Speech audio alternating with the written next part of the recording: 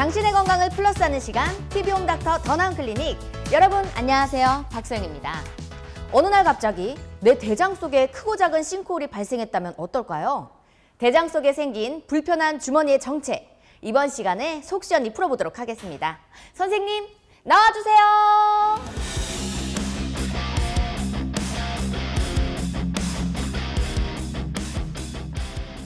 원장님 오셨습니까? 안녕하세요. 아니, 오늘은 또 어떤 주제를 들고 오셨을까요? 다소 생소하실 수 있을 것 같은데요. 네. 우리 복통을 유발하거나 또 합병증이 생기면 치료를 유발할 수도 있고요.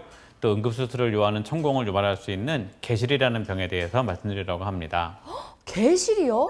이런 질병이 있을까 처음 들어보는 단어인데요. 정확히 어떤 걸까요? 네, 개실하면은 무슨 말인가 하시는 분도 많이 계실 것 같은데요. 우리 몸에 있는 위나 대장, 방광처럼 내부 공간이 비어 있는 주머니에 이렇게 좀 불규칙하게 나와 있는 주머니를 개실이라고 하고 있는데요. 아무래도 대장에 가장 많이 발생하고 있고요.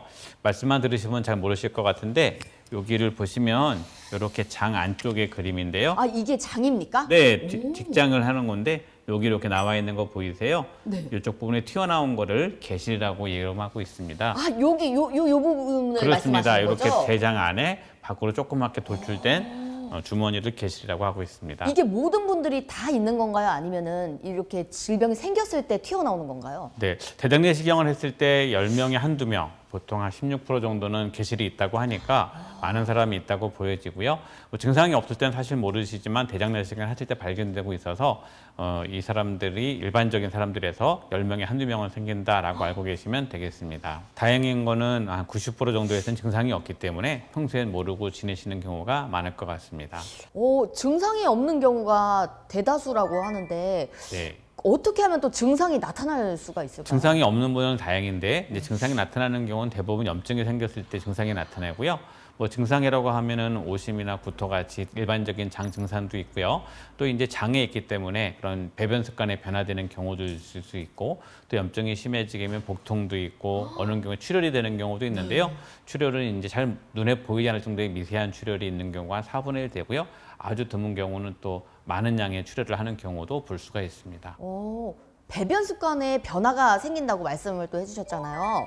그렇다면 어떤 증상이 나타날까요? 배변 습관이라고 하는 것은 사람마다 변 보는 게 일정하지 않잖아요. 매일 보는 분도 계시고 혹은 2, 3일에 한 번씩 보는 분도 계시고, 또 변을 볼 때도 약간 묽게 계속 보는 분도 계시는데 일정하게 자기 습관대로 보면 사실 문제가 없는데, 배변 습관의 변화라고 하는 것은 장에 이상이 생겼을 때 갑자기 하루에 한 번 변 보던 사람이 서너 번 본다든지, 아니면 이제 잘 보던 분들이 계속 변비가 생긴다든지 이런 식으로 변을 보는 습관이 변화되는 것을 배변 습관의 변화라고 얘기하는데요. 개실도 마찬가지로 장에 있는 질환이기 때문에 그런 배변 습관의 변화를 유발할 수가 있습니다. 그런데 이렇게 이야기만 들어선 이 대장 개실이란 정체를 제대로 알 수 없을 것 같거든요. 네. 혹시 저희가 직접 볼 수도 있을까요? 지금 보시게 되면 이렇게 빨갛게 표시되어 있는 부분에 이렇게 구멍이 뻥 뚫린 게 보이죠? 지금 세 가지 저게 다 뚫려 있는 건가요? 네, 그렇습니다. 아까 제가 장 밖으로 튀어나온 거라고 말씀을 드렸는데, 이렇게 안에서 볼 땐 대장내시경으로 보면 이렇게 밖으로 튀어나가 있는 그런 공간을 볼 수가 있어서 저런 것을 개실이라고 하고 있고요. 또 CT에서 보면은 이렇게 표시한 부분에 장에 이렇게 표시한 부분처럼 이렇게 구멍이 뻥뻥 뚫린 것처럼 보이기도 하고요. 마지막 사진에서는 하얗게 보이는 저 두 개가 대장에 개실이 생겼고, 그 개실 안에 이렇게 변이 끼어 들어가면서 하얗게 보이는 그런 개실의 사진이라고 볼 수가 있겠습니다. 원래 저 부분이 저렇게 싱크홀처럼 구멍이 나지 않고 그냥 다 막혀 있어야 그렇죠. 정상인 이렇게 거죠. 매끈하게 돼 있어야 되는 게 정상인데 이렇게 밖으로 튀어나왔기 때문에 개실이라고 하고 있습니다. 저 정도의 싱크홀처럼 크게 난 구멍이면 굉장히 통증이 있을 것 같은데 어떨까요? 네, 다행히도 말씀드렸던 것처럼 통증이 있는 경우는 한 10% 정도의 환자에서 통증이 생기는데요. 통증이 생기는 이유는 이제 염증이 생겼을 때 생기게 되고요. 염증이 생기는 가장 큰 이유는 저 구멍으로 이제 변이 끼어 들어가거나 이물질이 들어가서 안에 막히게 되면서 염증을 일으키게 되기 때문에 염증이 생기는 경우에만 그런 통증을 느끼게 되고요. 염증이 없는 90%의 환자에서는 통증이나 증상이 없는 것이 일반적입니다. 그렇다면 이 개실염이 오게 되면 대표적으로 나타나는 증상이 어떤 게 있을까요? 제일 많은 거는 복통이 제일 많고요. 이제 열이 나는 경우도 많이 볼 수 있고요. 또 이제 출혈이 돼서 이제 변 볼 때 피가 나온다고 하시는 분도 계시고, 이제 천공이 돼서 심해질 경우에는 복통이 심해지고 복막염이 돼서 전신적인 증상으로 복통도 심하고 이제 소화도 안 되는 그런 증상들이 복합적으로 올 수가 있습니다. 그런데 말입니다, 선생님. 이 개실에도 여러 가지 종류가 또 따로 있을까요? 네, 개실의 종류는 크게 이제 두 가지로 가성개실과 진성개실로 나누는데요. 가성과 진성이요? 네. 이런 진성과 가성입니까? 네. 이름이 네. 비슷하네요. 그쵸. 이제 가성이라는 거 하는 것은 이제 점막과 점막 하 조직만 살짝 튀어나온 걸 말하고요. 진성개실은 장 전체의 조직들이 튀어나온 걸 말하고 있는데요. 오른쪽에 많이 생기는 개실인 같은 경우에는 우리나라에 많이 있고요. 진성 그런 개실이 많고 또 대부분은 유전적인 원인이 근본적인 이유가 된다라고 돼 있고 그렇게 좀 구분할 수 있고요. 또 가성개실은 이제 서양인에 많이 생기는 개실로 돼 있고요. 이제 가성개실인데 이것은 후천적인 이유들, 뭐 여러 가지 후천적인 이유 때문에 생긴다고 돼 있고 그런 게 좀 차이가 있다고 볼 수가 있습니다.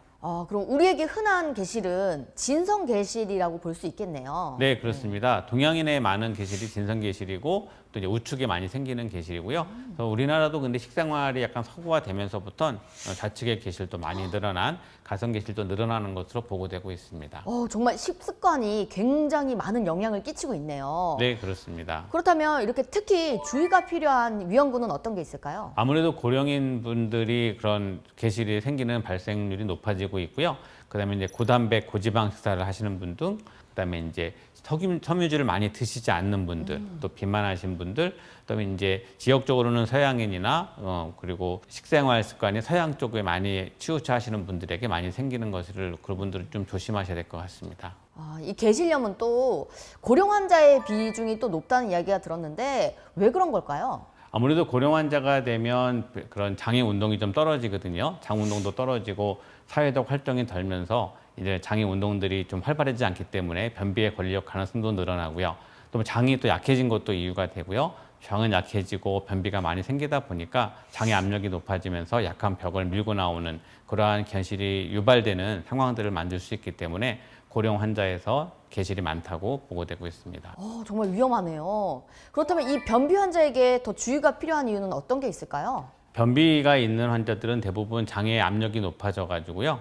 이 변이 딱딱해지기 때문에 변비가 생기는 건데 그럼 잘 통과가 안 되기 때문에 압력이 높아지게 되고요. 압력이 높아지다 보면은 이 장을 자극하는 그런 압력이 세져서 일부의 약한 벽들이 튀어나온 것을 개실을 유발한다고 돼 있고요. 또 개실이 있는 경우에는 그 있는 변들이 사이에 들어가게 돼서 개실염을 유발할 수도 있어서 이 변비 환자는 개실이 잘 생기기도 하고 그다음에 생겼을 때 합병증을 유발하는 것으로 알려져 있습니다. 그렇다면 이 합병증의 위험도 좀 무시할 수는 없겠네요. 네, 합병증이 없다면 사실은 개실이 꼭 치료한 병은 아니지만 이 합병증이 생겼을 때는 심각한 병을 유발할 수도 있고 환자들에게 응급수술을 요할 수도 있기 때문에 합병증이 생기지 않도록 잘 관리하고 주의할 필요가 있겠습니다. 흔히 생긴 합병증을 표현해 놨는데요. 개실을 통해서 이제 출혈이 많이 되는 경우도 아까 말씀을 드렸었고요. 그다음에 천공이 되면 복막염이 되기 때문에 개실의 염증이 진행이 되고 천공이 되면 복막염으로 인해서 응급수술을 요하는 경우들을 많이 볼 수가 있습니다. 그렇군요. 이 나쁜 경우에는 암도 될 수 있을까요? 개실 자체가 암으로 진행된다고 하는 그런 암의 전구 질환은 아닌데요. 개실이 있는 환자들에서 보면은 더 암의 가능성이 한 30% 정도 더 늘어나 있는 걸 볼 수가 있고요. 또 개실염이 있는 그런 사람들에서는 대장암이나 췌장암 같은 경우가 한 60에서 70% 정도 더 증가된다고 보고되어 있습니다. 무엇보다 조기 발견이 정말 중요할 것 같은데요. 진단을 위한 검사는 어떻게 이루어질까요? 아무래도 아까 사진 보여드린 것처럼 제일 우리가 흔히 하는 개실염의 진단은 대장 내시경을 통해서 정확하게 눈으로 볼 수가 있고요. 또 아까 보신 것처럼 CT를 통해서도 개실들이 있는 걸 볼 수가 있기 때문에 두 가지가 요즘에 가장 많이 쓰이는 진단 검사법이라고 생각하시면 되겠습니다. 그렇군요. 그렇다면 이 치료 방법도 정말 궁금합니다. 입원 치료가 필요할까요? 대장에 개실이 있다는 것이 꼭 입원해서 치료할 필요는 없는데요. 왜냐하면 증상이 없는 경우가 많기 때문에 그렇고요. 개실에 염증이 생겼을 경우에는 입원 치료하는 경우가 있는데요. 입원해서 하는 거는 이제 일단 식사를 하지 않아서 장을 비우는 게 필요하고요. 그다음에 적절한 항생제 요법이나 수액 요법을 하고 이제 좀 쉬면서 새로운 치료들이 되는 걸 기다리는 거고요. 그 다음에 치료가 필요한 경우는 합병증이 생겼을 경우인데요. 합병증이 생기게 되면 아무래도 그런 약물 치료보단 더 다음 단계 치료들이 필요할 것 같습니다.